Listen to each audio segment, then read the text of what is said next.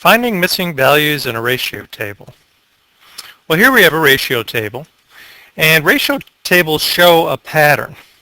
And we have some missing values here, and we want to find out what those values are. Now, the table that we're looking at shows the ratio of teachers to students in a particular school. So, the ratio of teachers to students, we can see the ratio right here. The ratio of teachers to students is 2 to 5. What that means is that all of these other ratios in this table, they're also going to equal 2 to 5. So to find the first missing value, this is almost like solving a proportion. We're going to try and find the value right here. Now we know there are 15 students, so we want to find out how many teachers there are. Well, just like solving a proportion, 5 times 3 would be 15. 2 times 3 would be 6. That would mean if there were 15 students, we would have 6 teachers. Now we don't need to write out a proportion to solve all these. There's an easier way to do that. For the next one, we know how many teachers there are, and we want to find out how many students. Well, remember, the ratio in every single one of these is going to be 2 to 5. So what is happening to 2 for it to become 8? Well, you're multiplying times 4, which means we're going to multiply 5 times 4 as well. So our missing number here would be 20.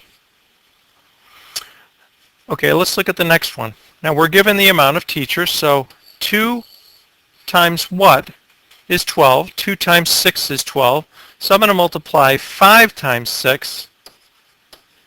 So our missing amount of students would be 30. Remember, every single one of these, if we simplified it, they're all going to equal 2/5, a ratio of 2 to 5. Now in the next one, we know how many students. It's 75. So 5 times what would give you 75? 5 times 15. So we're going to do 2 times 15, which would give us 30 teachers. In our last cell here, we have 120 teachers. So 2 times what gives you 120? It's 2 times 60. So we're going to do 5 times 60. If there were 120 teachers, there would be 300 students.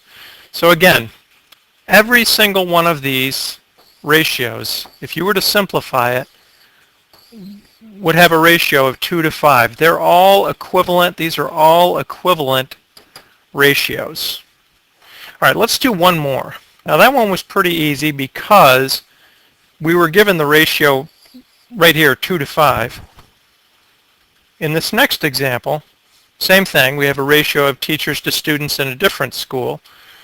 We're given the ratio right here, 2 to 12. The ratio is 2 to 12. Well, you could simplify that ratio, and 2 to 12 would simplify to 1 to 6. So we have a ratio of, for every one teacher, there are 6 students. So now that we know the ratio, every single one of these is going to have a ratio of 1 to 6. So we're given 4 teachers here, so 1 times 4 is 4. We're going to do 6 times 4 is 24. Here we're given the number of students, so 6 times what is 60?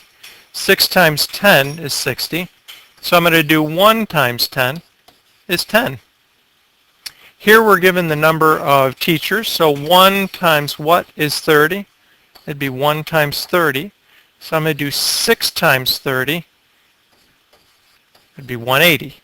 And for our final missing value, 6 times what is 360? 6 times 60. So I'm going to do 1 times 60, and that would be 60. And again, every single one of these ratios of teachers to students, if you were to simplify it, they would all be 1 to 6. So that's how you find missing values in a ratio table.